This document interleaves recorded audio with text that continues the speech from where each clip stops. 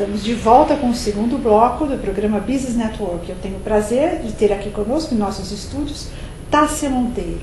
A Tássia é formada em Letras pela USP, especialista em traduções e diretor executivo da Logotecnia.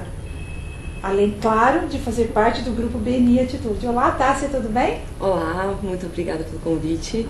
É um prazer ter você aqui conosco. A Tássia vai falar um pouquinho para nós a respeito de até que ponto as palavras podem interferir na imagem de uma empresa. É isso mesmo. Algumas empresas elas podem utilizar a comunicação dela, as palavras, um texto bem escrito para agregar valor aos seus produtos, aos seus serviços, ao seu core business, assim como também pode ter um certo prejuízo, porque hoje em dia, quando as pessoas fazem consultas em sites, recebem folders, as pessoas olham geralmente se tem erro, se não tem. Quando visualiza algum erro, isso, querendo ou não, tira um pouco a credibilidade da empresa. A empresa, as pessoas podem achar que é um pouco amadora. Então tem que tomar muito cuidado com as palavras, com a comunicação. E essa comunicação tem que ser fiel, né, a toda a mensagem que a empresa representa, a todo o negócio dela mesmo. Tássia, você sabe que você comentando isso, eu tive a oportunidade, não faz muito tempo, de ver um folder, assim, com erro crasso. Mas assim, um folder maravilhoso, um papel de boa qualidade, sabe, um erro crasso que assim, colocou a credibilidade, 2 páginas naquele papel tamanho A4, né, um papel de uma diagramatura muito boa, colocou a credibilidade da pessoa assim, abaixo de 0. E não foi só um, foram vários. Ou seja, a pessoa se preocupou com a aparência, com assim, o visual, e esqueceu talvez de passar por uma revisão de conteúdo para poder estar avaliando isso. Aí fica a pergunta, não é, Tássia? Se a pessoa ela tem esse grau de, digamos assim, exigência com o material que é dela, imagine o grau que ela vai ter com o meu. Exatamente. Não é? Com o serviço que ela presta, não com assim, o serviço que ela vai prestar. Né? Então, às vezes parece que é uma coisa simples, mas tem tantas coisas envolvidas, não é? Por trás de uma colocação, uma palavra errada, né? Interferindo mesmo na imagem, na credibilidade. Isso é verdade. As pessoas, por falarem o português, a gente nasce, né, no Brasil. Sim. Já fala o português, aprende na escola e escreve. Mas isso não significa que a pessoa domine todo o idioma, sim, todas as regras gramaticais. Infelizmente, isso passa um pouco. Então, um empresário ou às vezes as agências de publicidade que estão fazendo esse tipo de material, tá escrito, tá correto, mas não sabe às vezes a aplicabilidade de certos termos, ou às vezes passam erros crassos como esse que você acabou de descrever. E essa questão, as pessoas investem muito no visual e às vezes não dão a devida atenção ao texto, porque a pessoa imagina assim, eu falo português, eu escrevo, eu estudei, eu fiz faculdade, e às vezes nem sempre é isso. A nossa língua, felizmente ou infelizmente, ela é muito complexa, né? Ela tem muitas nuances, então tem que ter alguém que está preparado para isso, que vai cuidar disso. Assim como o designer vai cuidar da imagem da empresa, a gente tem que ter alguém para cuidar deste texto, né? E hoje, cada vez mais, né, nós percebemos, já vem ocorrendo há algum tempo, a qualidade dos serviços. Eu tive uma situação uma vez, Tássia, em que era uma publicação na área de saúde. E um médico, ele escreveu um texto, um artigo, não era um artigo científico, mas um artigo. E eu já faz assim um tempinho. E ele falou assim, Mara, eu vou pedir para minha tia, que é professora de português, corrigir. Ele comentou, sendo muito transparente, né? No primeiro momento eu assustei um pouco, falei, nossa, mas um médico formado numa escola de primeiríssima linha, não é? Mas depois, num segundo momento, eu falei, olha que legal, que humildade, e que zelo por aquilo que ele está fazendo, querendo oferecer o melhor para os leitores, não é? Do que, tipo assim, e ao contrário de outros que às vezes colocavam palavras completamente erradas ou formas erradas. Então, o que às vezes ele vencer esse preconceito de eu sei, eu domino, nós temos que saber da nossa área, não é, Tássia? Exatamente. Como diz, cada um cuida do que sabe, né? A parte de texto realmente ela abrange muitas áreas, até tem estudos científicos, eu fui num congresso recentemente, que quando a pessoa lê, é uma área do cérebro ativada. Quando a pessoa está escrevendo, é outra área. Quando ela está criando um texto, é outra área. E quando a pessoa está revisando, que é o nosso caso, é uma outra área. Então, assim, mesmo na neurolinguística, há partes diferentes. Então, a pessoa que está preocupada em escrever, ela mesma não pode se revisar, porque ela está preocupada com o conteúdo, com a informação. Então, a nossa preocupação é em fazer esse tratamento de texto mesmo e cada pessoa se preocupar realmente com o que sabe para ter o melhor serviço, para ter o melhor produto, né? Tássia, eu não sei se na sua área, como em algumas áreas, a área de saúde, por exemplo, a gente usa o termo ponto cego. A pessoa que está escrevendo, então ela já tem aqueles vícios, ela está preocupada em colocar para fora. Se ela for revisar, ela vai cair no chamado ponto cego. Exato. Ou seja, onde ela não enxerga. E é necessário um outro profissional que possa ter uma visão diferente da dela e, claro, com conhecimento gramatical também, por mais que ela conheça. Você confirma para mim, eu tenho uma informação assim, nada estatístico, mas que os escritores, eles têm 2 revisores gramaticais diferentes, eles não se conhecem na hora de revisar textos. Os bons escritores, às vezes, costumam ter 2, para justamente passar a mensagem da melhor maneira e sem erros, não é? Exatamente. Para não comprometer o texto. Isso, não só na parte literária, mas alguns escritores de áreas técnicas também, eles contam com 2 revisores, às vezes 3, a editora, dependendo do tipo de porte da editora. A editora oferece muitas revisões. Um livro, em média, ele passa por 10 revisões. Nossa, eu falei tudo, tá? Porque tem as do autor e tem as da própria editora. Da editora. Então tem a revisão impressa, que já é aquela no finalzinho, que a pessoa vai olhar, vai bater as emendas, vai ver, porque tem os vícios de quem escreve, tem os erros, às vezes, de uma diagramação, uma efenização errada.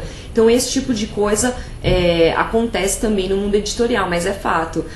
Geralmente as pessoas os escritores já têm seus revisores, às vezes até com uma certa crítica em termos da preparação, que é um outro tipo de serviço, né? A revisão é só gramatical. Tem a preparação, que é olhar mesmo a coerência e a coesão do conteúdo. Então, muitos escritores já têm essa pessoa para dar um toque em termos até da construção, da obra, enfim, tem isso também.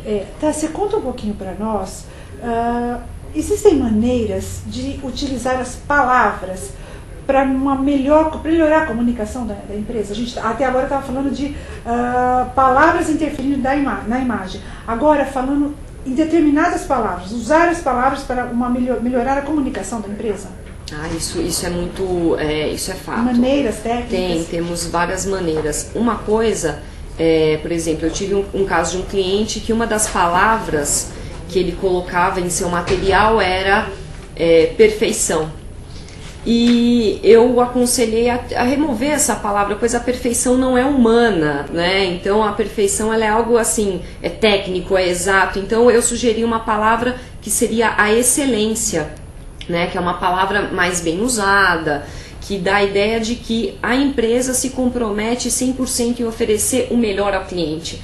A ideia de perfeição não, já mostra até uma certa neurose, uma certa fissura em relação à perfeição. Então eu, por exemplo, sugeri que trocassem a palavra perfeição por excelência. Isso entre outras palavras, na missão, nos valores da empresa, até mesmo sugestão para nome de produto. Eu já auxiliei também em nomes para empresas novas, né? Porque às vezes a pessoa escolhe um nome pensando só no business, outras pessoas já escolhem na sensação que o cliente sinta quando ouve o nome da empresa. Enfim, as palavras elas transmitem emoções e sensações também. Exatamente.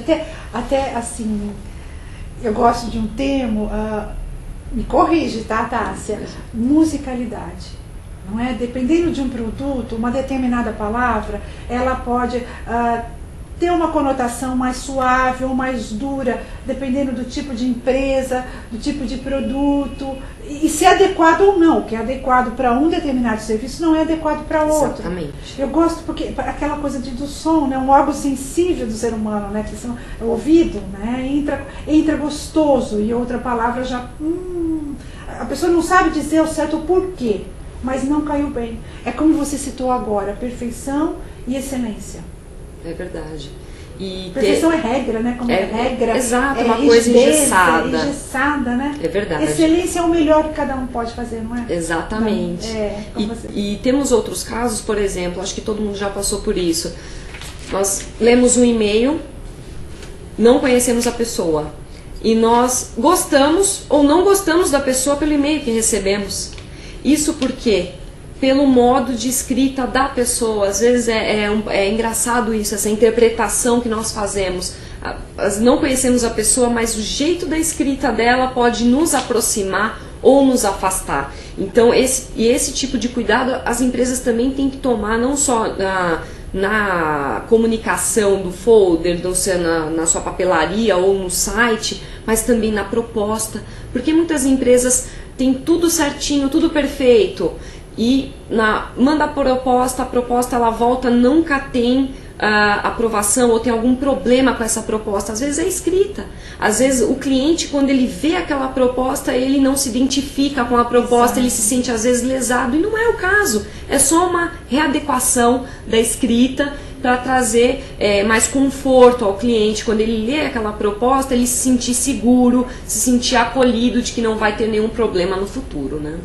Tássia, nós acabamos de receber aqui um e-mail que nosso programa você pode participar ao vivo.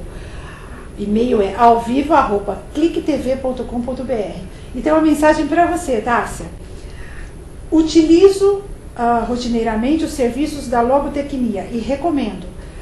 Evitei graves problemas ao passar pelo crivo dessa formidável profissional. Abraços, Ralph Peter. Ralph! Então fica aqui, Ralph, obrigada pela participação. Obrigada pela indicação. E participe outras vezes. Tássia, empresas também normalmente elas assumem uma determinada linguagem para se comunicar com seus clientes. Como fazer com essa linguagem e colaboradores, não só clientes como colaboradores? Como difundir essa linguagem e para toda a empresa, para respeitar também o material de comunicação, enfim, para ter um padrão?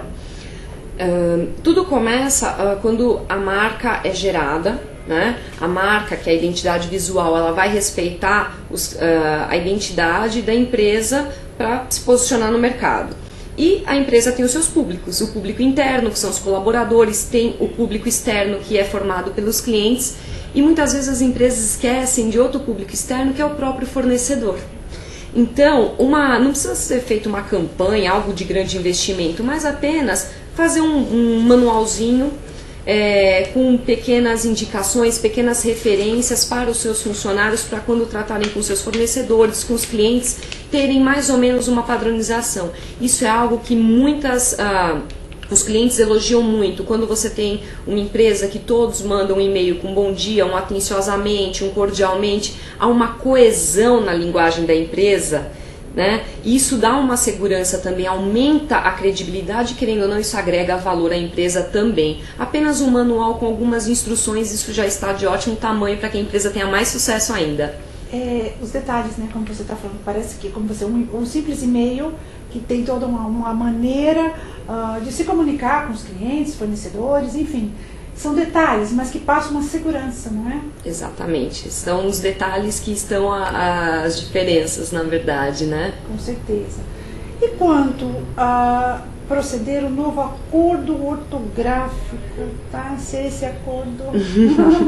É verdade. O novo acordo foi assinado e começou a vigorar no Brasil em 2009. Nós estamos trabalhando com ele desde 2008 para publicações de livros que já estariam nas bancas, né, nas livrarias. Em 2009 a gente já estava em treinamento desde 2008. Uma coisa que eu sugiro é consultar, deixa nos favoritos da internet um dicionário que lá vai ter todas as palavras com novo acordo, ou se não até o próprio vocabulário da Academia Brasileira de Letras. Lá você coloca qualquer palavra e você vê a grafia correta. Eu acho isso bem melhor do que se arriscar a escrever uma palavra, por exemplo, agora infraestrutura, que é um dos maiores erros que eu tenho visto, agora está junto, não tem mais hífen. Então, na dúvida, coloca infra no dicionário, ele já mostra todas as palavras, você vê o que é correto e evita erros. Interessante, uma ótima dica.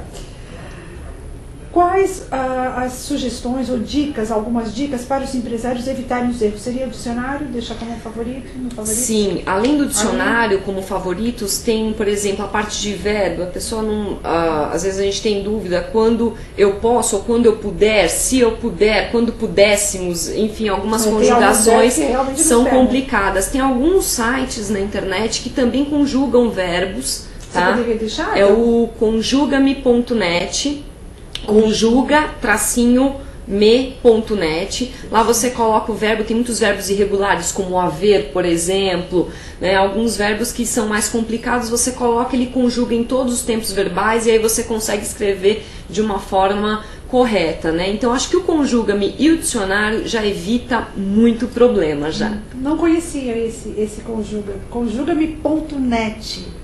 Legal, sim. Legal. Como você falou, os verbos irregulares, eles nos pegam, né? Ah, sim, tem ainda outros anômalos, né? Que é o caso de poder, né? Poder depois vira posso, ele não tem uma forma fixa, né? Então eles realmente nos pegam, sim. E aí que ocorrem os erros crassos. Exatamente. Que fica feio. É verdade. Fica feio. Tássia, nosso programa infelizmente é curto. Estamos finalizando a nossa entrevista. Gostaria que você falasse um pouco, a Tássia é membro do BNI Atitude, gostaria que você falasse um pouquinho das reuniões, quais os benefícios, o que agrega para você. Nossa, o BNI, mais do que uma oportunidade de negócios, na verdade, desde o início, quando eu recebi o convite para ir ao BNI, mais do que possibilidade de negócios, é a possibilidade de aprendizado, né?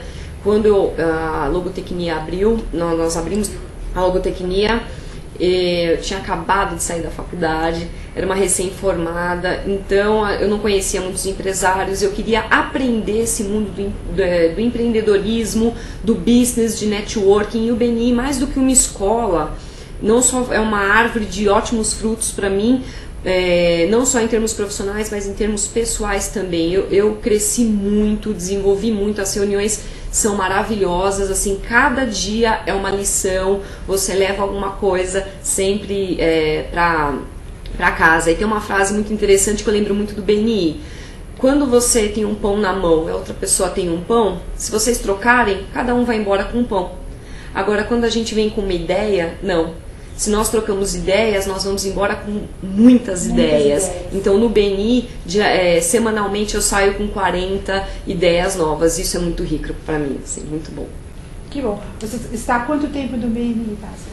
São quase 2 anos já. Já quase 2 anos? Quase 2 anos. Interessante. Tássia, você gostaria de comentar, deixar mais alguma dica, uma informação, uma mensagem para o nosso web espectador? Eu acho, além das dicas que eu comentei, nós temos hoje a internet é uma ferramenta muito interessante, nós podemos usá-la para N coisas. Uma delas é, se tiver alguma duvidazinha, por menor que seja, não mande uma proposta, não mande um orçamento sem sanar essa dúvida, e tente se cercar ao máximo em termos de linguagem para que não haja até problemas jurídicos, né? Então, sempre consultar de uma forma ou de outra para não cometer erros. A sua empresa auxilia também nessa questão da elaboração de propostas ou mais textos? Não, a gente lida com todos os tipos de texto. Texto técnico, texto administrativo, nós revisamos, nós aconselhamos alterações, nós discutimos com o cliente de forma que sempre o resultado seja o mais positivo possível. Muito legal. Nosso programa está chegando ao final. Eu deixo para você o desejo de uma excelente semana. E voltamos na próxima segunda com mais programa. Quero agradecer mais uma vez a Tássia, que ela é, como falei, formada na USP há 12 anos, diretora executiva da Logotecnia e professora de pós-graduação. Muito interessante. Até lá. Até a próxima semana.